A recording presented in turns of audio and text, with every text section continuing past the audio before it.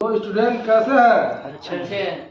Future continuous tense का positive sentence, negative sentence, interrogative sentence और interrogative negative sentence के बारे में जानेंगे। और उसके बाद आप लोगों को हम जो है ये होमवर्क दे रहे हैं, ट्रांसलेट इनटू इंग्लिश। 5 वाक्य देंगे और इन 5 वाक्यों को करेंगे और जो नहीं समझ में आएगा कमेंट में जो है पूछ सकते हैं। तो इसमें देखते हैं फ्यूचर कंटिन्यूअस टेंस में पॉजिटिव सेंटेंस में देखते हैं इसका रूल क्या है। इसका रूल है, सबसे पहले सब्जेक्ट लिखते हैं, सब्जेक्ट के बाद विल या शैल का प्रयोग करते हैं, उसके बाद बी का प्रयोग करते हैं, उसके बाद वर्ब में आईएनजी लगाते हैं, उसके बाद ऑब्जेक्ट लिख देते हैं।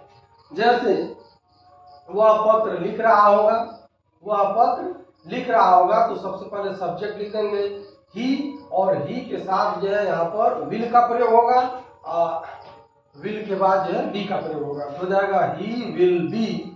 उसके बाद वर्ब में आईएनजी लगाएंगे या लिखना, तो यह लिखना में राइटिंग हो जाएगा, he will be writing a letter. पत्र का हो जाएगा ए लेटर, अर्थात वह पत्र लिख रहा होगा, इसका अंग्रेजी अनुवाद हो जाएगा he will be writing a letter, वह पत्र लिख रहा होगा। अब इसका निगेटिव पर हम लोग चर्चा कर रहे हैं। निगेटिव क्या होगा, तो वह पत्र नहीं लिख रहा होगा, वह पत्र नहीं लिख रहा होगा। तो सेम यही रूल होता है, केवल जो है क्या करते हैं विल और बी के बीच में नॉट का प्रयोग कर देते हैं। यही वाक्य है सेम, केवल विल और बी के बीच में नॉट का प्रयोग कर देते हैं। तो ये हो जाएगा he will not be writing a letter, वह पत्र नहीं लिख रहा होगा।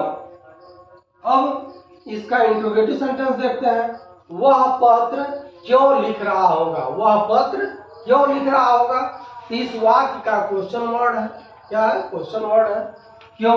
तो सबसे पहले हम लोग क्या करते हैं क्वेश्चन वर्ड को लिखते हैं, तो क्वेश्चन वर्ड लिख देंगे व्हाई, और उसके बाद इस सब्जेक्ट के अनुसार जो है विल या शैल का प्रयोग करते हैं, तो हो जाएगा why will he be writing a letter, why will he be writing a letter, वह पत्र क्यों लिख रहा होगा।